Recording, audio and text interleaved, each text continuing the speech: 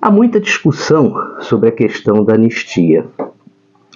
Um lado considera a anistia a única forma de pacificar o país diante dos inúmeros erros processuais cometidos pelo Supremo. O outro lado, o dos anistiados na década de 70, juntando aí os partidos de esquerda e a maioria dos ministros do Supremo, são contra. Mas o discurso do deputado Marcos Polon desmonta toda essa farsa sustentada por alguns segmentos que gostam de gritar sem anistia.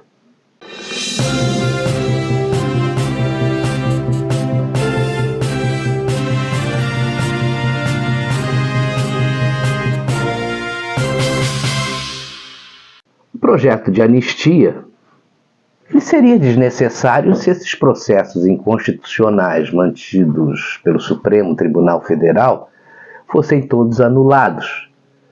Isso simplesmente porque não respeitaram desde o início o devido processo legal. Relator, embora eu não concorde com a posição de Vossa Excelência, eu entendo.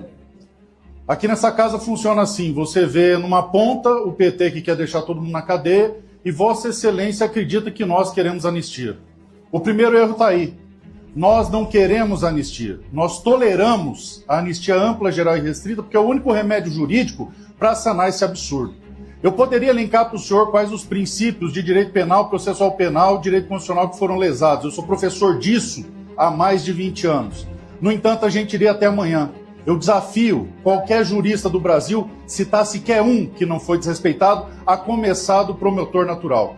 Agora, como nós vamos aceitar a diminuição da pena, chame-se lá do que quiser, se o Supremo sequer observou os princípios de direito penal, processual penal e constitucional vigentes, como a Bia citou, da consunção, da absorção, um ato implicou em uma dezena de crimes. Isso não acontece nem para traficante, nem para latrocida, nem para homicida. Como efeitos sequer apontados para um indivíduo não foram observados, não há individualização de conduta. Tem sujeitos condenados a mais de 14 anos porque fizeram um vídeo do gramado.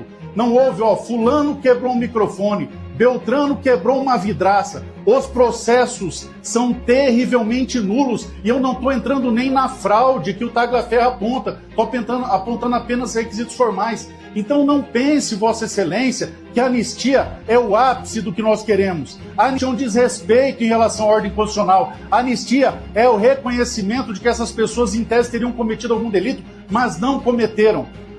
Houveram uns e outros que quebraram isso ou aquilo. Individualize. O Supremo tem câmeras. O direito processual penal e a persecução penal impõem que o Estado demonstre sem equívoco alguma culpa, pois senão não haverá Estado de Direito. Ou nós barramos esse desrespeito ao devido processo legal, ou nós estaremos assassinando o Estado de Direito. Vossa Excelência entenda que a anistia é sim o mínimo aceitável dentro desse processo e não existe outra que não a ampla, geral e restrita. Disso ninguém fala, né? Só falam em redução de penas. E com relação ao Bolsonaro, inicialmente diziam que ele teria sua pena reduzida a 2 anos e meio de prisão domiciliar. Mas tem gente agora que acredita que a pena poderia ser reduzida em 10 anos ou até 15 anos. Assim, até 2030, ele estaria fora da disputa eleitoral. E agora, parece que alguns políticos do Centrão e do próprio partido do ex-presidente Jair Bolsonaro fazem de tudo para que ele não retorne à cena política. A impressão que dá é que querem retornar, ou retomar, melhor dizendo, aquele antigo Teatro das Tesouras, né, em que os protagonistas eram o PT e o PSDB. Só que na versão de 2025, esse teatro traz políticos do Centrão travestidos de direitistas. E a gente pode incluir aí até o MBL. Na semana passada, o ex-deputado e ex-presidente da Câmara, Rodrigo Maia, rejeitou o rótulo de que ele faz parte do Centrão. E ele declarou o seguinte, pasme, eu, Lira e Temer somos de direita. Bom, essa não dá para engolir, né?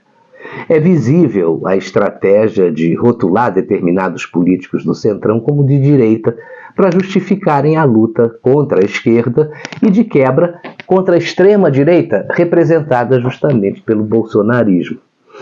E é por isso que tanto a esquerda quanto esses novos direitistas querem Bolsonaro preso e distante da campanha eleitoral de 2026. E os da nova direita só se interessam pelo espólio eleitoral do ex-presidente. Bem, eu acredito que essa encenação não engana mais aí a maior parte do eleitorado brasileiro, que é conservadora. Mas é evidente que aqui no Brasil há um alinhamento entre executivo e judiciário.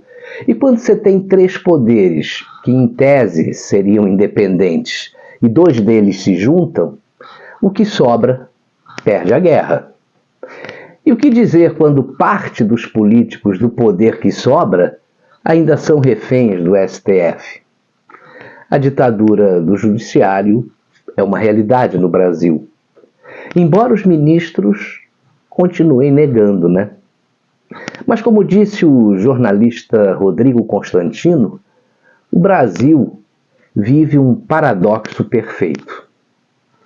Ele mostra o seguinte: os magistrados camaradas decidem quem pode falar, o que pode ser publicado e quem pode disputar as eleições.